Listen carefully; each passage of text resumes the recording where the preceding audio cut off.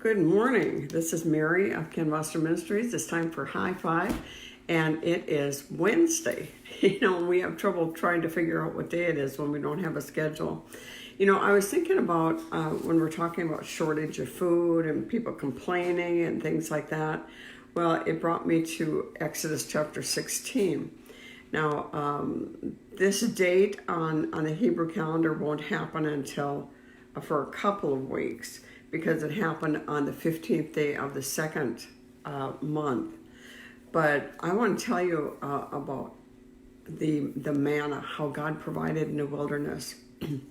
When Joseph and his family came into Egypt in Genesis 46:27, it said that there were 70 of them, 70. Okay, so this is 430 years later.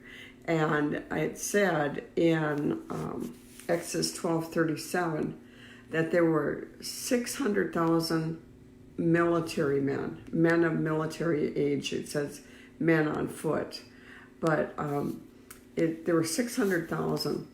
And so when you figure that the Jewish people were told to be fruitful and multiply, and they took that seriously, there could have been up to 2 million.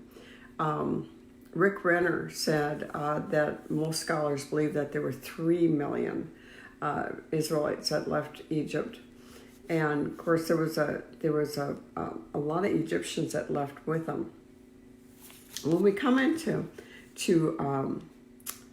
16:15, God, they were complaining because they said, well, I wish we would have gone stayed back in Egypt where we had leeks and garlic and at least we were taken care of. And so they're complaining that God wasn't going to take care of them. Well, God said, I'm going to do a new thing, and I'm going to start raining down bread from heaven. And so when we come to 1650, Exodus 16:50, so when the children of Israel saw it, they said to one another, what is it? They saw it on the ground. They said, what is it? The word for what is it is manna. That really is, if somebody says, what is manna? Or what is it? That word is manna. And in Sparkly Gems for the Greek, Volume 2 of Rick Renner, he just is so good at his research and finding the root word. Well, he said that scholars really believe that there was 3 million people there. And they calculate for feeding 3 million people. And you think that bread every day, but when you look back at a lot of the Hebraic studies, whatever they were hungry for is what it tasted like. And so I thought that was kind of interesting. If you're hungry for a Shipley's donut, it'll taste like Shipley's donut that morning. But they figure that it rained down 4,500 tons of manna every day. Now let's consider that for 40 years.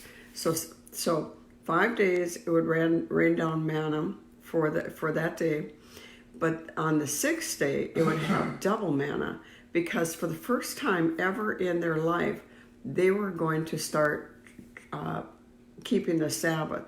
The Sabbath is all about trusting God. You can rest. You just put your trust in God. I'm not going to work. God's got it.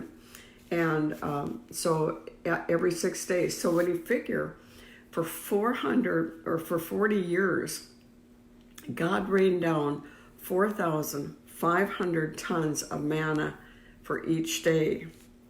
They figure at the end of it, they total this in the Sparkling Gems, 65,700,000 tons of manna.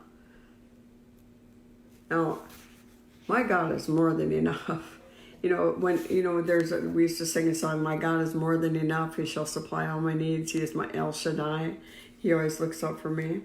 Well, read this in Psalm 78, verse 23 through 25. It says, the doors of heaven were open when manna fell. The manna rained down from heaven. And the third thing it said in verse 25 is they ate angels' food. They ate supernatural food that came down from heaven. Don't tell me my God can't. You know, I'd love to hear the lady from War Room talk about this, because she would say, God, you did it again.